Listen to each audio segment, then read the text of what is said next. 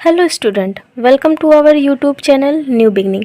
आज के इस वीडियो लेक्चर में हम लोग work done, internal energy, heat in thermodynamics ये सब पढ़ेंगे और भी बहुत कुछ पढ़ेंगे। तो वीडियो जैसे जैसे आगे बढ़ेगा आपको हर एक नया टॉपिक जानने को मिलेगा।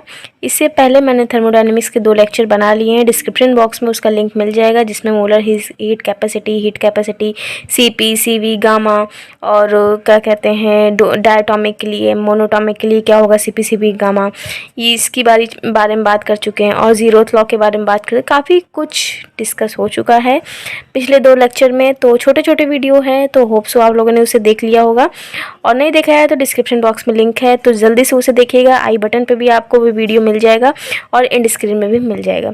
तो without wasting your time let's start now. आज का वीडियो है work, internal energy and heat in thermodynamics.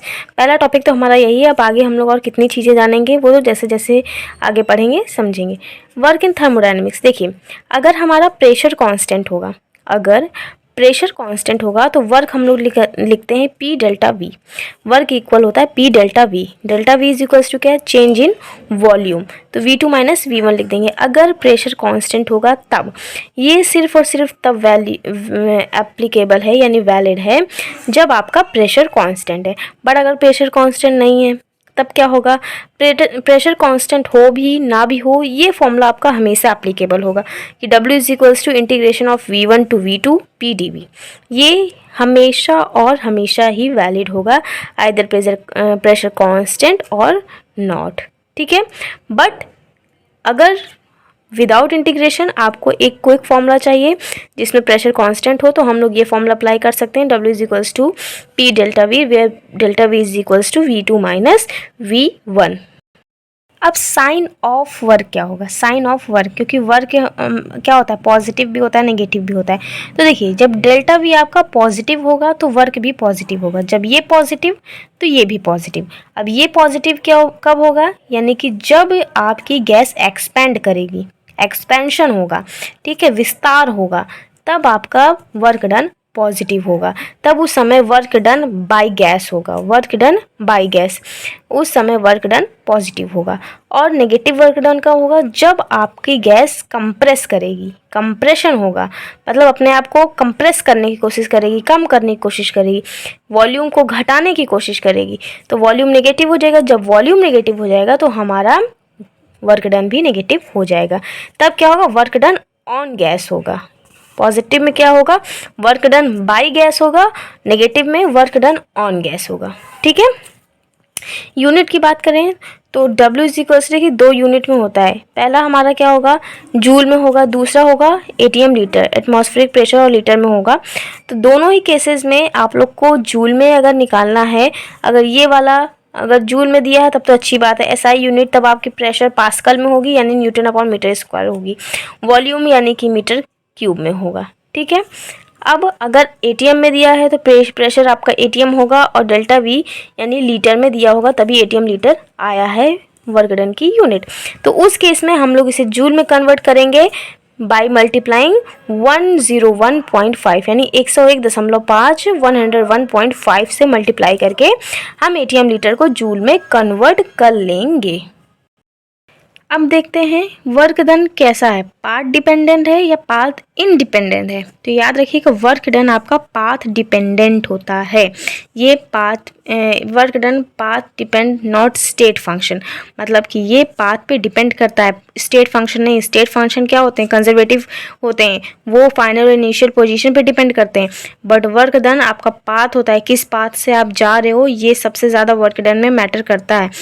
तो उस हिसाब से ये पाथ डिपेंड है, स्टेट फंक्शन नहीं होता है। ठीक है, कभी कभी डायरेक्ट यही क्वेश्चन आ जाता है कि वर्क डन क्या है, पाथ डिपेंड करता है या पाथ इंडिपेंडेंट होता है। तो याद रखिएगा वर्क डन आपका पाथ डिपेंडेंट है। ठीक है, और work done in cyclic process, cyclic process में याद रखिएगा अगर ये पाथ इंडिपेंडेंट यानी अगर स्टेट फंक्शन होता, ये याद रखिएगा मैं कंडीशन बोल रही हूँ, अगर होता, वैसे तो है नहीं, अगर होता तो साइक्लिक प्रोसेस में इसका वर्क डन 0 हो जाता है। क्योंकि हमने ये पढ़ा है कि अगर कोई स्टेट फंक्शन होता है, कंजर्वेटिव होते हैं, तो उसमें साइक्लिक प्रोसेस में वर्क डन 0 होता है। बट पाथ डिपेंड करता है, यानी कि वर्क डन पाथ डिपेंडेंट है, स्टेट फंक्शन नहीं है, तो इस केसेस में साइक्लिक प्रोसेस अलग अलग होंगे। यानी कि क्लॉकवाइज के लिए वर्क डन पॉजिटिव होगा और एंटी क्लॉकवाइज, यानी साइक्लिक होता है ना, तो दो तरीके से मूव कर सकता है, या तो क्लॉकवाइज करेगा या तो एंटी क्लॉकवाइज करेगा। तो अगर क्लॉकवाइज करेगा तो पॉजिटिव वर्क डन, अगर एंटी क्लॉकवाइज करेगा तो नेगेटिव वर्क डन होगा। ठीक है, और वर्क डन क्या होगा, एरिया ऑफ साइकिल, उस साइक्लिक प्रोसेस में जो साइकिल का एरिया होगा वही उसका वर्क डन होगा। ठीक है, इंटरनल एनर्जी की बात करें तो ये याद रखिए, मैंने आपके सबसे पहले वीडियो लेक्चर में ही बताया था थर्मोडायनेमिक्स के कि इंटरनल एनर्जी हमारी पोटेंशियल एनर्जी और काइनेटिक एनर्जी का सम होती है। बट आइडियल गैस में पोटेंशियल एनर्जी होती ही नहीं है। क्यों नहीं होती है? क्योंकि मॉलिक्यूल्स के बीच में इंटरेक्शन नेग्लेजिबल होता है। ये काइनेटिक थ्योरी ऑफ गैसेस का एग्जाम्पशन है कि हम लोग मॉलिक्यूल्स के बीच का अट्रैक्शन, यानी कि उसमें जो इंटरेक्शन होगा उसे नेग्लेजिबल मानेंगे, तो उस हिसाब से पोटेंशियल एनर्जी हमारी जीरो हो जाती है। तो इंटरनल एनर्जी सिर्फ और सिर्फ डिपेंड करती है काइनेटिक एनर्जी पे। और काइनेटिक एनर्जी जो है किसका फंक्शन है? टेम्परेचर का फंक्शन है। टेम्परेचर बढ़ाने घटाने पे काइनेटिक एनर्जी वेरी करती है। तो इंटरनल एनर्जी यानी कि टोटल एनर्जी भी हमारा टेम्परेचर का ही फंक्शन मानी जाएगी। क्यों? क्योंकि वो काइनेटिक एनर्जी पे डिपेंड करती है पूरी तरीके से। तो आइडियल गैस में U is equals to delta K E, यानी काइनेटिक एनर्जी, क्योंकि हमने क्या बताया, PE तो जीरो है, उसके लिए पोटेंशियल एनर्जी जीरो है। अब डेल्टा F/2 RT ये भी लिख सकते हैं, क्योंकि 1 डिग्री ऑफ फ्रीडम से KT एनर्जी एसोसिएटेड होती है, F डिग्री ऑफ फ्रीडम से FKT होगी। एन मोल्स, यानी कि एन मोल्स के लिए क्या होगी? F/2 R delta T। ये सब मैंने वीडियो लेक्चर सेकंड में बताया है इक्विपार्टीशन ऑफ एनर्जी में। तो delta is equals to NF/2 R delta T इसे लिख सकते हैं।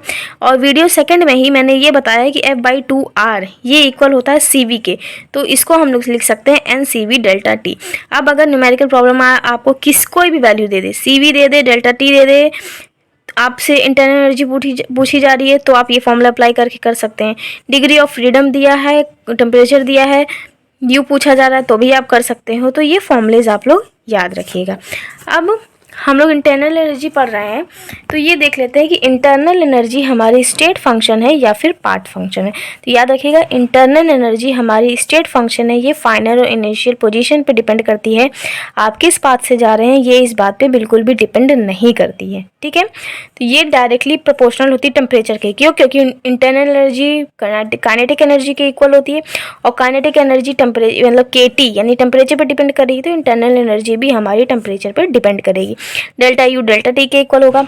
और अगर ये स्टेट फंक्शन है यानी कि साइक्लिक प्रोसेस में इंटरनल एनर्जी जीरो होगी। क्यों होगी? क्योंकि कंजर्वेटिव है, स्टेट फंक्शन है, तो इसका साइक्लिक प्रोसेस में वर्क डन जीरो होना है। ठीक है, यानी डेल्टा U इन क्लोज मतलब डेल्टा क्लोज प्रोसेस में, क्लोज साइकिल में डेल्टा U जीरो हो जाएगा। अब डेल्टा U के अगर PV यानी कि प्रेशर और वॉल्यूम के टर्म में अगर आपको दे दिया और अगर डेल्टा U कैलकुलेट करने को बोल रहा है, तो इसके लिए भी फॉर्मूला है। क्या फॉर्मूला है? Delta U is equals to NCV delta T होता है, ये अभी हमने पढ़ा। और CV को क्या लिखते हैं? F/2 R लिखते हैं। तो यहाँ से क्या करेंगे? डेल्टा T को हम लोग T2 माइनस T1 लिख सकते हैं, चेंज इन टेम्परेचर। अब यही NR को अंदर मल्टीप्लाई कीजिए, तो F/2 NRT2 माइनस NRT1। अब आइडियल गैस इक्वेशन क्या कहती है? PV is equals to NRT। तो NRT यानी कि ये P2V2 ये क्या है? P2V1। क्यों? R तो कांस्टेंट ही होता है, T1T2 यानी ये P2V2 बनेंगे और ये P1V1 बनेगा। तो इसी तरीके से हम लोग क्या लिख सकते हैं? Delta U is equals to F/2, इसको लिख सकते हैं P2V2 माइनस P1V1। अब अगर आपको प्रेशर, वॉल्यूम और डिग्री ऑफ फ्रीडम पता है तो आप इंटरनल एनर्जी निकाल सकते हैं बाय यूजिंग दिस फॉर्मूला। ठीक है, हीट की बात करते हैं।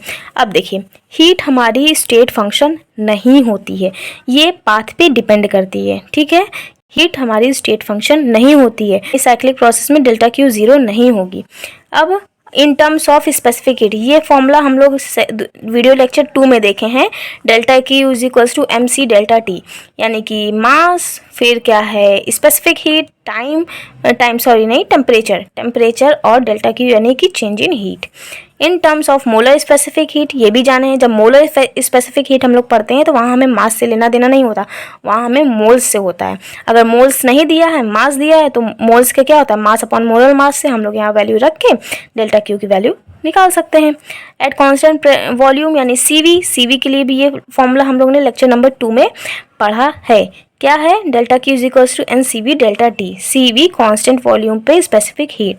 इसी तरह सी पी के लिए भी क्या है, कांस्टेंट प्रेशर पर स्पेसिफिक हीट का फॉर्मूला है delta Q is equals to N C P delta T. अब हीट गिवन टू सिस्टम, अगर हीट गिवन टू सिस्टम है तो पॉजिटिव होगा डेल्टा क्यू की वैल्यू, अगर हीट गिवन बाय सिस्टम है तो डेल्टा क्यू की वैल्यू नेगेटिव होगी। याद रखिएगा, given to system positive, given by system negative. तो आज का वीडियो बस यहीं तक। नेक्स्ट वीडियो लेक्चर में हम लोग first law of thermodynamic, isobaric, isochoric, Charles law और बाकी चीज़ें पढ़ेंगे जो भी थर्मोडायनेमिक्स में रिमेनिंग है। 3 वीडियो लेक्चर बन चुके हैं, तो सीरीज़ से वीडियो लेक्चर को देखिएगा और कॉन्सेप्ट को क्लियर करने की कोशिश कीजिएगा। कुछ वीडियोस के बाद हम न्यूमेरिकल प्रॉब्लम के साथ आप लोग से मिलेंगे। ये वीडियो लेक्चर आपके लिए हेल्पफुल रहा हो तो वीडियो को प्लीज़ लाइक कर दीजिएगा, शेयर कर दीजिएगा और कमेंट भी करिएगा। Thanks for watching, bye bye.